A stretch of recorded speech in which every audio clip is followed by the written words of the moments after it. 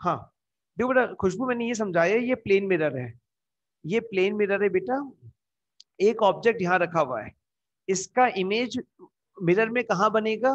तो ये ऑब्जेक्ट यहाँ रखा हुआ है, इसका इमेज पीछे कहीं बनेगा। तो देखो इमेज बनाने के लिए याद कर लो बेटा, इमेज बनाने के लिए फॉर फॉर्मिंग इमेज हमें दो रे बनानी पड़ेंगी हमेशा। हमें याद बेटा, याद करो, समझो बातों को। हमें इमेज बनाने के लिए दो रे बनानी पड़ेंगी। तो कौन कौन सी दो रे बनाई? देखो मैंने यहाँ पे मैंने एक तो बनाई परपेंडिकुलर रे, ये पहली रे, ये परपेंडिकुलर आएगी और वापस पीछे चली जाएगी। ये रे किसी एंगल से आएगी, जिस एंगल से आएगी उसी एंगल से रिफ्लेक्ट कर जाएगी, जिस एंगल से आएगी उसी एंगल से रिफ्लेक्ट कर जाएगी। ये रे और ये रे एक्चुअल में तो कभी नहीं मिल सकते। ये रे आगे सीधा जाएगी, ये ऐसे जाएगी, एक्चुअल में तो ये कभी नहीं मिल सकते। तो ये इनको पीछे की तरफ एक्सटेंड करते हैं, इनको पीछे की तरफ एक्सटेंड करते हैं, तो ये रे एक पॉइंट पे मिल जाते हैं। और जिस पॉइंट पे दोनों रे मिलते हैं उसी पॉइंट पे इमेज बनता है। जिस पॉइंट पे दोनों रे मिलते हैं उसी पॉइंट पे इमेज बनता है। अब मैं आपको प्रूव करके दिखाता हूँ हर चीज कि, पहली चीज मैं आपको ये प्रूव करता हूँ कि देखो ये ऑब्जेक्ट है और ये इमेज है, और ये कोई पॉइंट मान लेते हैं जिसका नाम कुछ भी रख सकते हो जो आपको अच्छा लगे, मैंने रख दिया बी। अब मैं आपको ये प्रूव कर रहा हूँ कि ये वाला ट्राइंगल और ये वाला ट्राइंगल कॉन्ग्रुएंट है। अच्छा मेरे को कुछ चीजें बताओ बेटा। देखो मैंने कल बताया आपको, बताओ ये एंगल कितना होगा? तो आप बोलोगे सर थीटा होगा। अगर ये थीटा है तो ये भी कितना होगा? तो आप बोलोगे थीटा ही होगा। कल सिखाया एंगल इक्वल होते हैं, कल सिखाया था दोनों एंगल इक्वल होते हैं। ये एंगल 90 का होता है, ये आई है तो 90 माइनस आई होगा, ये 90 माइनस आर होगा, तो ये दोनों एंगल इक्वल होते हैं। अच्छा अब देखो एक लाइन आपको ये वाली दिख रही है, मैं आपको देखो दिखाता हूँ आपको। एक लाइन आपको ये वाली दिख रही है, देखो यहाँ देखो आप, एक लाइन आपको ये वाली दिख रही है, एक लाइन आपको ये वाली दिख रही है बेटा ऐसे, और एक लाइन आपको ये वाली दिख रही है। बस इन दो लाइन पे फोकस करो, बाकी सबको भूल जाओ, बाकी सब लाइनों को भूल जाओ, इन दो लाइन पे फोकस करो। तो दो लाइन अगर इंटरसेक्ट करती हैं, अगर दो लाइन इंटरसेक्ट करती हैं, अगर ये दो लाइन इंटरसेक्ट करती हैं तो वर्टिकली अपोजिट एंगल इक्वल होते हैं। तो अगर ये एंगल थीटा है मेरे बेटा, तो ये एंगल भी थीटा ही होगा बेटा। ये एंगल थीटा है तो ये एंगल भी थीटा ही होगा। तो ये एंगल कितना हो जाएगा बेटा? थीटा हो जाएगा। ये एंगल थीटा है तो ये एंगल भी थीटा ही होगा। भाई इन दो लाइन पे फोकस करो, ठीक है ना बेटा। अब ये एंगल 90 है बेटा, तो ये एंगल भी 90 होगा बेटा।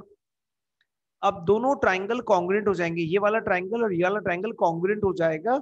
कॉन्ग्रुएंट होगा बेटा ये आईएचएस से होगा। 90 साइड एंगल से होगा। देखो ट्राइंगल ओ ए बी की बात कर रहा हूं आपसे मैं, और एंड ट्राइंगल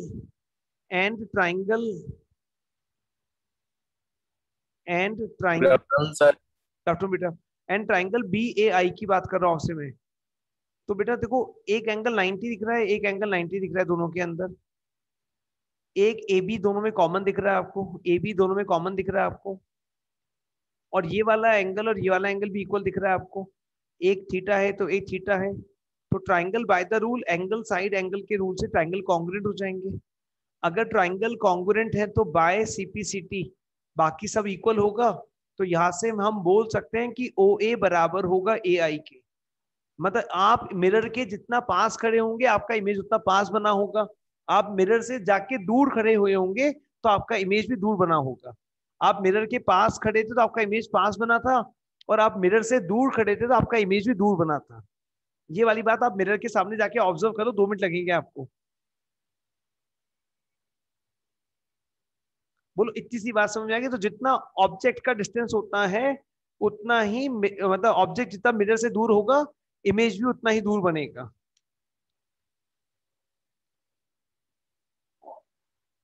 अच्छा देखो बेटा, ये बात समझ में आ गई ना बेटा? प्लीज बोलते जाओ ना बेटा, प्लीज बोलते जाओ ना, आया नहीं आया, यस सर। है ना? हाँ अब बेटा देखो इसके अंदर अगली बात समझो। अब बेटा देखो अगली बात समझो, ये मिरर है, मान लीजिए प्लेन मिरर है। आप मिरर के आगे जब खड़े होते हो तो आप सीधे खड़े होते हो और आपका इमेज भी सीधा ही बनता है। ऐसा थोड़ी होता है आप सीधे खड़े हो इमेज और का उल्टा बन रहा है। इमेज भी आपका सीधा ही बनता है। अगर आप उल्टे खड़े होते हो मिरर के आगे तो आपका इमेज भी उल्टा ही बनता है। जिस पोजीशन में ऑब्जेक्ट खड़ा होगा उसी तरह से उसका इमेज बनेगा। आप मिरर के आगे पैन को सीधा खड़ा करो तो इमेज सीधा बन जाएगा, उल्टा खड़ा करो तो उल्टा बन जाएगा इमेज। तो जैसा इमेज होता है वैसा ही बनता है। अच्छा एक काम करना, आप जैसे मिरर है, आपका मिरर है, मिरर को तो किसी को पकड़ा देना हाथ में और किसी को बोलना पीछे व्हाइट कपड़ा लेके घूमे, वो पीछे यहाँ पे व्हाइट कपड़ा लेकर आ जाए, दूरी पे व्हाइट कपड़ा लेकर आ जाए। जैसे आप 1 मीटर दूरी पे खड़े हो, मिरर आप 1 मीटर दूरी पे खड़े हो, आप किसी को बोलना पीछे 1 मीटर दूरी पे जाके व्हाइट कपड़ा लेके खड़े हो जाओ। क्या उसका इमेज उस व्हाइट कपड़े पे आएगा? क्या नहीं आएगा? क्योंकि जो इमेज ऐसे लाइन को एक्सटेंड करने पे मिलता है, हमने रे को एक्सटेंड किया था, क्या ये रे एक्चुअल में मिला था? क्या ये रे एक्चुअल में मिला था? क्या तो आप बोलोगे नहीं मिला था एक्चुअल में। आपने इस लाइन को जबरदस्ती पीछे एक्सटेंड किया था, इस लाइन को भी जबरदस्ती पीछे एक्सटेंड किया था, तो ये रे एक्चुअल में नहीं मिला था, ये रे पीछे ले जाके जबरदस्ती मिलाया गया था। तो इस केस में जो इमेज बनता है उसको वर्चुअल इमेज बोलते हैं। वर्चुअल इमेज का मतलब होता है वो इमेज पर्दे पर नहीं आएगी, स्क्रीन पर नहीं आएगी। जैसे आप मूवी देखने जाते हो सिनेमा हॉल में, सिनेमा हॉल में जब मूवी देखने जाते हो आप बेटा, तो आपने देखा होगा पीछे प्रोजेक्टर से वो लाइट गिरते हैं, इमेज गिरते हैं। तो जो इमेज स्क्रीन पे आती है उसको रियल इमेज, उसको रियल कहते हैं। जो इमेज पर्दे पे आ जाती है, मैं आपको कह रहा था यहाँ पे कपड़ा ले आके खड़ा लटका लेना, व्हाइट रंग का कपड़ा लटकाना। अब व्हाइट रंग का कपड़ा लटकाओगे तो उस पर कोई इमेज बन के नहीं आएगा। अगर व्हाइट रंग का कपड़ा लगाओगे तो कोई इमेज बन के नहीं आएगा, और कोई इमेज बन के नहीं आएगा तो इमेज कैसा है? विर्चुअल है। और अगर कपड़े पे इमेज आ जाता, अगर कपड़े पे इमेज आ जाता तो इमेज कैसा होता? रियल होता। तो इमेज कैसा होता? रियल होता। तो प्लेन मिरर में जो इमेज बनता है विर्चुअल बनता है। प्लेन मिरर में जो इमेज बनता है वो कैसा होता है? विर्चुअल होता है। और विर्चुअल इमेज कैसी होती है? सीधी खड़ी होती है, खड़ी होती है, खड़ी होती है, मतलब उनको बोलते हैं इरेक्ट, उनके लिए वर्ड यूज करते हैं इरेक्ट। सीधी इमेज बनी थी, सीधा खड़े थे तो इरेक्ट बनी थी इमेज। जैसा ऑब्जेक्ट था वैसा ही इमेज बना था, सीधा।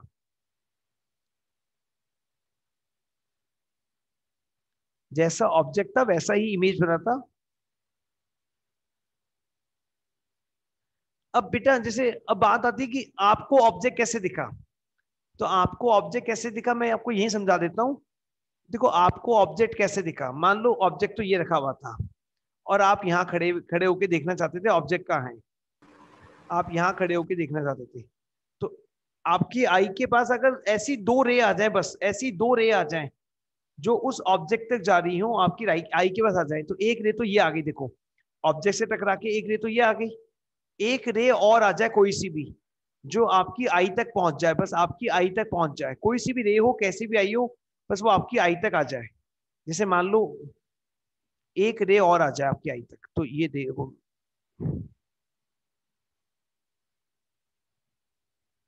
तो ये पॉसिबल नहीं है कि एक रे ऐसे टकराई होगी और रिफ्लेक्ट होके आपकी आई तक आई होगी इस तरह से, और एक्सटेंड करने पे वो आगे तक Yes. गई होगी, तो अभी आपको इमेज दिख जाएगी। सिर्फ दो रे चाहिए होती है, दो रे बना दो तो आपको इमेज दिख जाएगी, दो रे बना दो आपको इमेज दिख जाएगी। अभी मैं आपको डायग्राम कॉपी करके लाके दिखाता हूँ, 1 मिनट रुको मेरे को, मैं डायग्राम कॉपी करके लाके दिखाता हूँ आपको। इसे कॉपी कर लीजिए जो कॉपी करना है, ये प्रूफ तो कम से कम कॉपी कर लीजिए बेटा, प्रूफ कि भाई मिरर का डिस्टेंस ऑब्जेक्ट के डिस्टेंस से बराबर होता है, मिरर का डिस्टेंस ऑब्जेक्ट के डिस्टेंस से बराबर होता है, इस वाले प्रूफ को तो कॉपी कर लीजिए कम से कम।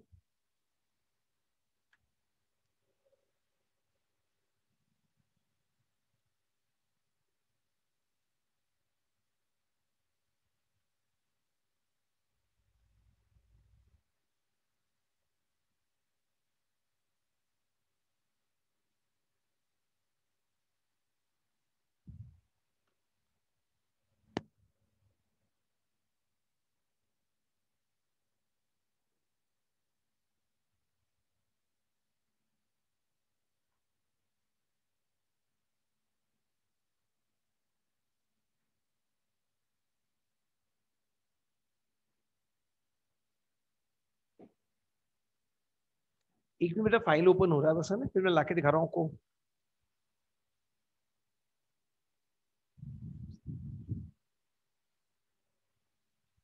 बेटा वो अपन आई में पढ़ेंगे राधिका, अपन आई में पढ़ेंगे, आई में इमेज कैसे बनता है अंदर, है ना।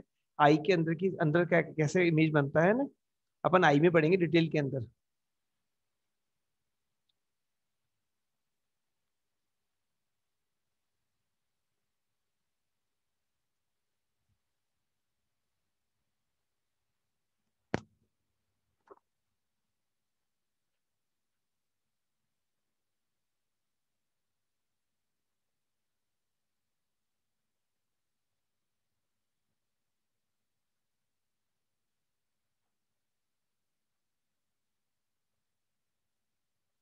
बेटा इसी लिंक पर वापस आना है, लिंक खत्म होने वाला है, इसी लिंक पर वापस आना है।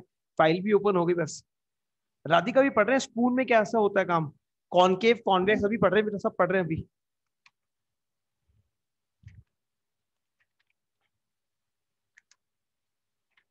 इसी लिंक पर वापस आ जाइएगा बेटा।